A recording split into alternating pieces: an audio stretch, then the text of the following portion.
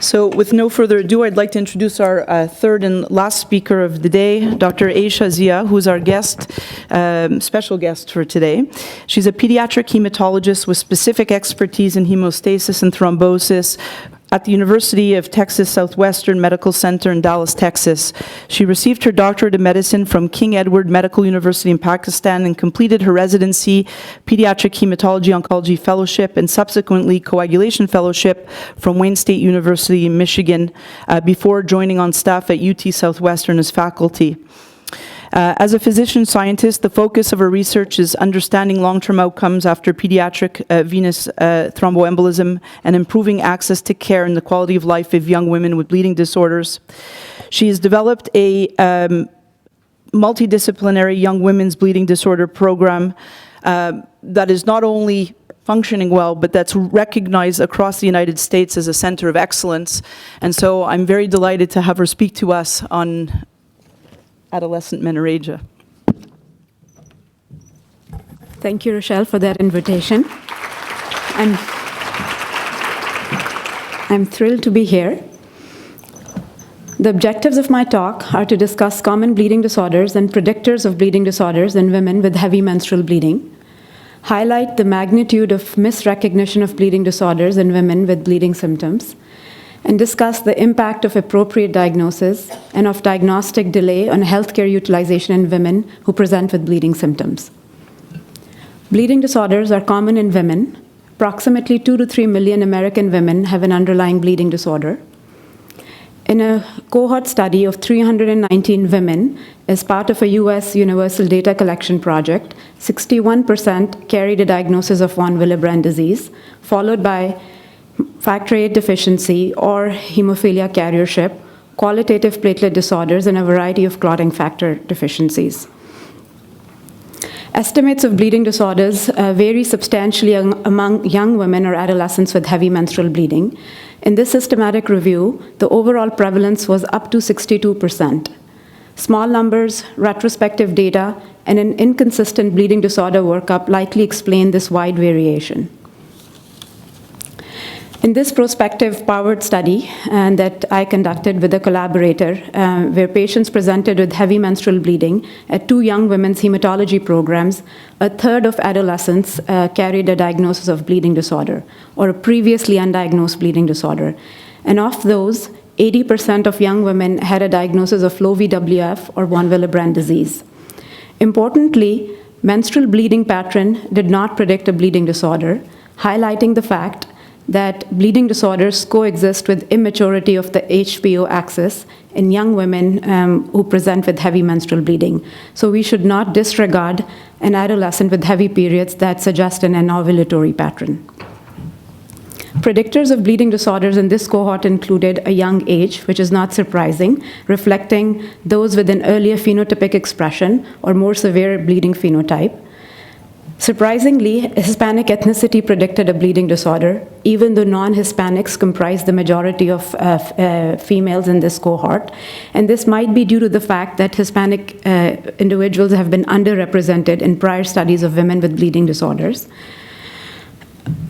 Those that presented to emergency department did not turn out to have a bleeding disorder, and neither did an ISTH-BAT abnormal score of 3, which is the cutoff for abnormal score in children. Instead, a score of 4 or more predicted a bleeding disorder in adolescents. We are all very well aware of the historical 16-year delay from bleeding onset until diagnosis in women with von Willebrand disease. In this cohort, the median time from onset of first bleed until diagnosis was 4 years in the entire cohort, and there were substantial differences among the 2 cohorts, highlighting the fact that there's still a lot to do and there's still room for improvement. Moving on to a population level, and the most common diagnosis that affects women with heavy menstrual bleeding, Robert Sidonio from Emory University and colleagues evaluated the impact of diagnosis of von Willebrand on frequency of bleed-associated claims, he used medical claims data from U.S. Commercially insured individuals and identified 32,000 patients with von Willebrand disease in this database that had over 100 million privately insured individuals. They had to be continuously enrolled in the database for at least 2 years and had to have 2 bleeding claims for von Willebrand disease. Women accounted for a disproportionate number of bleeding claims, and a significantly higher number of women, 41% compared to 27%, had bleeding symptoms leading up to the diagnosis. Serial misrecognition of von Willebrand disease was common, and patients who were serially misdiagnosed, at least 25% of the patients had seen the same specialist at least twice before they got diagnosed, and serially misrecognized patients had claims for 3 or more bleeds, which continued on even after diagnosis. Looking at females in particular, and those data are not on this slide, 76% of serially misrecognized women had bleeding claims associated with heavy menstrual bleeding, and then 25% of those were associated with heavy periods. Women who had heavy menstrual bleeding utilized healthcare system more, even though this was decreased after the diagnosis of von Willebrand was made. Overall, 27% of both men and women had seen a hematologist in the 6 months before they were diagnosed. So majority of these patients are not seeing hematologists for their symptoms, and the frontline physicians include either emergency department physicians, hospitalists, or OBGYNs. Taking this one step further, we wanted to estimate the frequency of undiagnosed symptomatic patients that did not carry a diagnosis. Using the same data set, or the database, we developed a reference set or a training set that comprised of symptomatic, already diagnosed von Willebrand patients, and for that we used users of VWF replacement. We then came up with 12 variables that predicted this training set, and then compared it with a suspected set of patients that had not yet been diagnosed. In other words, our intent was to develop a unique multivariate fingerprint using which we would then assign the likelihood of VWD to unsuspected patients or undiagnosed patients. Our reference set contained 10,000 patients with von Willebrand disease, of which about 3,000 were users of VWF replacement. And then using the 12-variable model system, we described about 3,000 best fit patients who were undiagnosed up until that time point. Using a projection factor of 10.4, we estimated that anywhere between 35,000 to 387,000 patients have symptomatic undiagnosed VWD within the commercially insured US population. And heavy menstrual bleeding constitutes the major claim of undiagnosed women that fit the best fit model. And if you look at the care setting of these undiagnosed best fit female patients, they either present to the emergency department or OBGYNs or primary care physicians, and only 5% of them are seeing hematologists.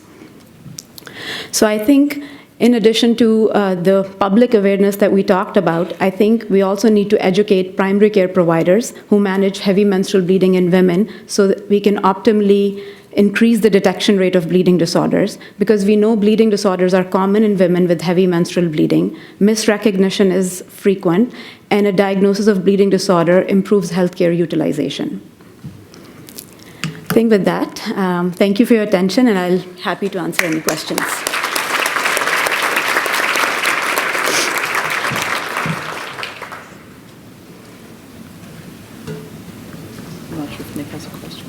I'm going to start. So based on these estimates, you talked about that the estimates are in the US insured population. So obviously it begs the question to what you think would be the scenario in the uninsured population. Yeah.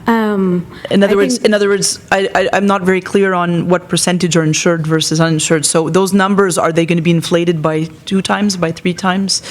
in the U.S.? So up to 60 to 66% of the U.S. population is insured, and so that leaves behind about 40% that's not insured. So I would actually project the same kind of estimates for uninsured population as well. Okay, but it would increase the numbers. Right, and again, that was the limitation. We just had to work with the database that we had. Okay. Are there any questions from the audience? Nothing? So I'm maybe going to ask another one then. How do you see changing those? Like you mentioned at the beginning that the patients, I think you'd said that they had at least 2 visits before anyone considered testing. Did I understand? 25% of those that were ultimately diagnosed had seen 2 specialists for the same bleeding complaint before somebody thought about a bleeding disorder. Yeah. Okay, and do you project that what are the initiatives in the States? Project Red Flag is in the US, and are those initiatives going to change that increase in? So I think Project Red Flag, that was one of the National Hemophilia Foundations, which is a foundation in U.S., was an initiative to reach millions of women with unrecognized or undiagnosed bleeding disorders. And I think it did play a part, and I think multiple nonprofit organizations like Foundation for Women and Bleeding Disorders were kind of the product of that awareness. So I think it's a good question and it's a good thought, but again, public awareness and educating primary care providers is the key. Okay. Mac? Hi, Max Steele from Calgary. That was very interesting, thank you.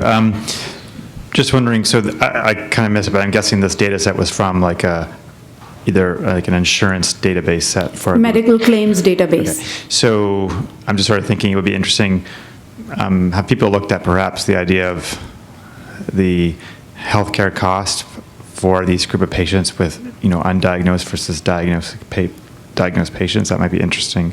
And conversely, could you use in your health systems flags, like patient is registered at the ED with heavy menstrual bleeding or menorrhagia, and like something pop up screen for bleeding disorders or something like that? Yeah, those are excellent questions, especially the economic impact of things. We have not interrogated this large database for things like that, but I know Robert will be here tomorrow, and then there's something that we can look into. We did not do that as part of this project. However, with other projects by Andy James, there are registry data looking at the length of hospitalization and the costs of anemia related to menorrhagia and postpartum hemorrhage. That I know exists, that show an increased cost. But I think that those are not looking exclusively at bleeding disorders, but the denominator is menorrhagia and postpartum hemorrhage, if I recall. And iron deficiency and treatment for anemia, yes. Yeah. We're talking about public awareness.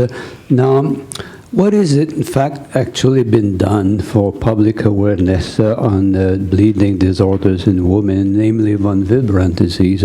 Is the Red Flag or Code Rouge embarking in any public campaigns to try to sensitize people about this condition? Or is this an alarming suggestion? Because indeed, going to a college or a school of young women and tell them about the risk of having a bleeding disorder. Is this something that would be considered unethical, alarmist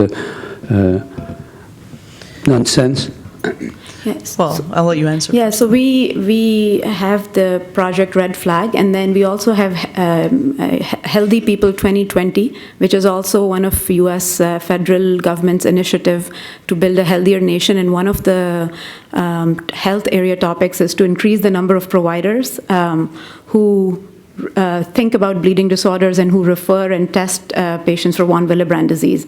Those are the two that I know of, but again, it's more at the physician level. Project Red Flag was more for the public. So those are the two that I'm aware of. And I would say in Canada, I would say it goes a lot through the work of the CHS and through the chapters where there are advocates for women bleeding disorders in all the provinces across the country that do themselves educative initiatives, pamphlets, awareness. So that helps on the patient, family physician side. And of course, conventions like Code Rouge or this one is to, for physicians. So I would think that maybe we need to also hone in on which strategies are the most effective, going back to Michelle Scholzberg's talk, and try to target the main obstacles for the women presenting, and also the obstacles to care. So I think we need to really know which ones we have the most chance of targeting, and then do a better job at it. Is there any last question before we close the session? Go ahead. Sorry, I didn't see you. Christine Kilback from Winnipeg. If heavy menstrual bleeding is indeed a significant indicator for an underlying bleeding disorder, what do you see then as the pathway for women who are experiencing this to be seen by a bleeding disorder treatment center? Yeah, so in the US, we have something called LAN, or a Learning Action Network, which is a number of institutions that are affiliated with a nonprofit organization called Foundation for Women in Blood Disorders. There are two models that are in place. A couple of institutions will see women with established bleeding disorders, and those are multidisciplinary programs that are led by hematologists as well as either an OBGYN or an adolescent medicine physician. So the model that I have at my institution, an adolescent girl does not have to have an established diagnosis of bleeding disorder to be seen, just needs to have heavy periods, self-perceived or, referred by a pediatrician or an OBGYN, and they can be seen in the program and be worked up for a bleeding disorder. So I think having more, and in the US, most of these young women's hematology programs or young women's blood disorders program are embedded within our hemophilia treatment centers. So they still have access to the same hemophilia care team as well, except that an OBGYN or an adolescent medicine physician comes and is part of the clinic on that particular day when the clinic is held, and that's how at least we tackle this problem. Thank you. If no further questions, we're going to close our session. Thank you very much for your attention.